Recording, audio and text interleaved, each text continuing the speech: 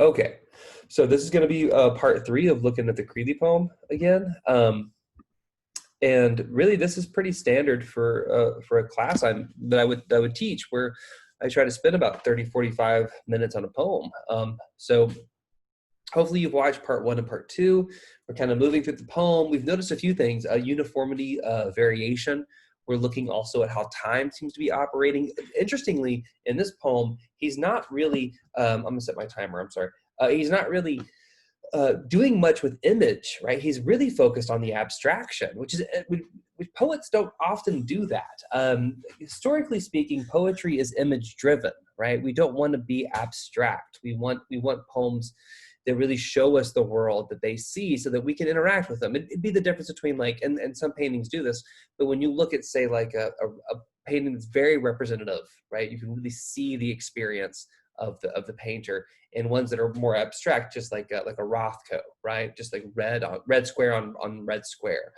A little bit different, right? It asks us to do something different with our imagination. So in this one, he hasn't really been very image driven. He hasn't let us see or hear or taste, smell, or touch much, but he has been interestingly trying to play with these ideas. The last real image that we have seen was the moon, and he immediately moved away from it, right? He's like, I don't want to do metaphor. I want to be as close to the thing as I can be, as the idea that I can be. So this kind of leaves us right here. So we're at this point, we're at 1, 2, 3, 4, 5 stanzas in. And we can see that we're at one of our shorter lined stanzas here. And we're going to jump into it. So I'm hoping you've already watched all of this. I'm not going to probably recap the content up to this point, but I want to jump in, just kind of keep working our way through the poem, thinking about line, image, abstraction, and sentence as we go forward. So here he says at the beginning of this line here, I'm sorry, the beginning, the line actually begins with the word now. Now can I eat? Right? So if I don't pay attention to this here at all, if I avoid this stanza, which I can kind of do playfully in close reading, I can just say I'm not looking at this. If I just treat a line as an individual unit of meaning, okay? If I think about a line as an individual unit of meaning, as we would a sentence, if I read this across, it's kind of fun, right? Now can I eat? Now can I eat?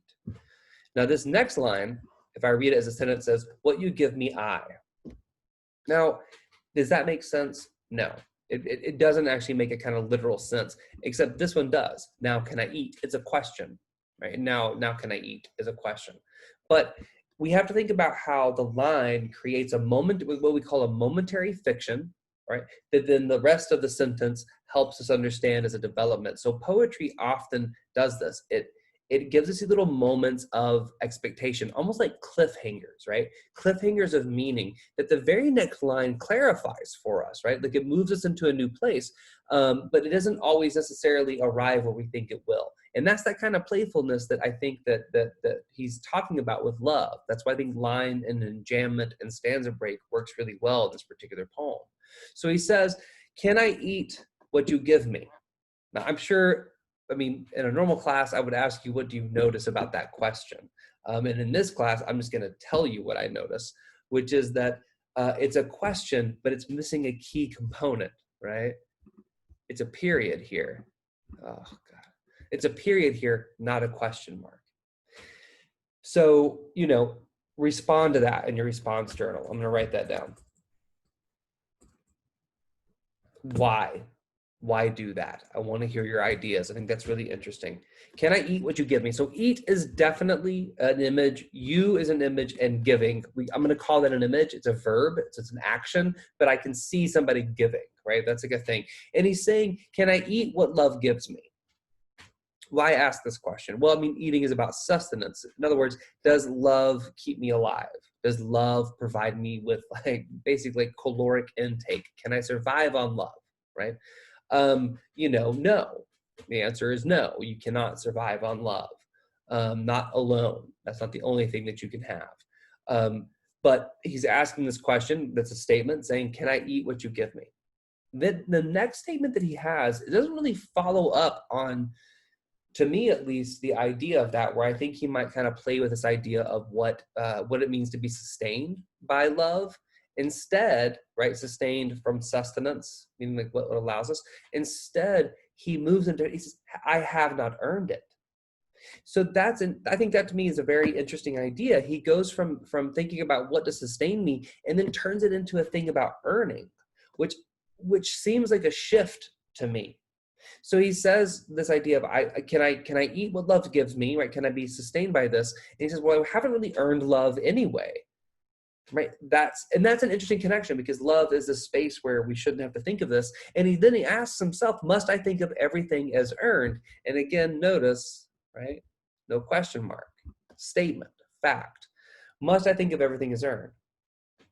So basically in this space, he's coming up with an interesting argument that love is not a thing that we earn, right? Love is not a thing that we earn. That's not how love works. Love is a thing that is given, right? Love is a thing that is freely given, that we arrive at. You don't earn, you don't do tasks, basically, to get the love of another person. You might do tasks to get respect or to get trust, right? And even in a loving relationship, you have to earn trust. You have to earn respect. But somebody could love someone that they don't trust, which is right. Like, that sounds crazy, but it makes up like 98% of every television show and pop song in the world. I mean, Beyonce's Lemonade is just entirely that premise, right? I love you. I don't trust you. I have a 5-octave range. That's the content, I think. Must I think if everything is earned? So when I do that, he says, when I make that happen, now love also becomes a reward. So here I have an image, reward. It's a little abstract, but it's there. It's close. Now love also becomes a reward so remote from me, I have only made it with my mind. So basically, in terms of content, Creeley here is saying that if you turn love into a thing that is earned, you turn it into a kind of trophy. And when you do that, you actually distance yourself from what love is, which is a sort of natural reaction of just being present with a person that you love. And then it becomes a thing that you try to earn. If I try to earn it, then it becomes a reward. And that's a system that love should not and isn't really, and it never should be. A real delicate dualism there, right? Between this notion of what is love and how do we treat it. Right? So basically, don't treat it like it's a reward. If you do that, it becomes remote. And all you do then is you only make it in your mind. In other words, I'm not actually present with my love, not now, as he says here. I'm not present with my love. What I am is I'm always thinking about how to earn it again. And when I only think about how to earn it again, ironically, I'm just thinking about I. Right? And love isn't about I. Love is about you. Right? Giving of love. Love is about you. Love is about us. It's not about I. Selfishness isn't the point of love. But if I think about how do I earn it from you, it becomes selfish. So I have to think about what that means. Now there's no judgment here. I don't hear inside of his voice. It's a realization, right? It's realization that that's something that we typically all do. We all come from a place of how can I be more lovable? Right? But that's not what he's saying is that's not right. That's not going to get you anywhere. The more you think about how do I become more lovable, the more you distance yourself from the very thing that love is. And in his next stanza tells us that he says here is tedium. It's tedious, and tedious just means to be. We can look it up, right? Find the real definition of it. But the idea of tedium is that it's this sort of constant boring thing that you do. It's just like data entry. It's just no offense if you're super into data entry, but this idea that you're just repeating the same thing over and over and over again. It's dull, it's boring, it's busy work. It's despair. We've already seen despair happen, right? We've already up here, right? Despair has happened more than once. And he calls it also, pardon me, I'm sorry, a painful sense of isolation and whimsical if pompous self-regard. So it's not just that this is boring and super freaking sad. It also makes like a really painful sense of self. Like I have to be deeply alone while I'm in love and I'm trying to love you. I actually feel incredibly lonely, and it's painful and it sucks. And it's whimsical, meaning like who knows where it's going to go. Totally wishy-washy. Anything can happen. Total capriciousness. And also pompous. This does not sound pleasant, right? Here's my best friend. She's tedious and really super sad and also very, very painfully lonely, and really can't trust her because she's so super capricious and also thinks very highly of herself.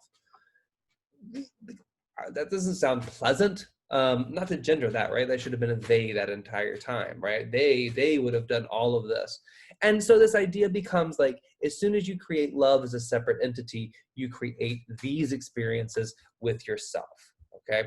So again, though, the interesting thing to me is that none of this is really based in imagery. It's all based on idea. It's all based on abstraction, because this is a poem to abstraction. So it's going to be using abstraction more heavily. Of course, he's welcome to do that. That makes more sense. And the lines become, they're still broken pretty harshly across the board. They're still kind of uniform as well. So there's variety, uniformity, right, playing within this. And then also the ideas are really what's driving the poem. I'll stop there, and then I think I can finish the poem probably in the next one. Sorry.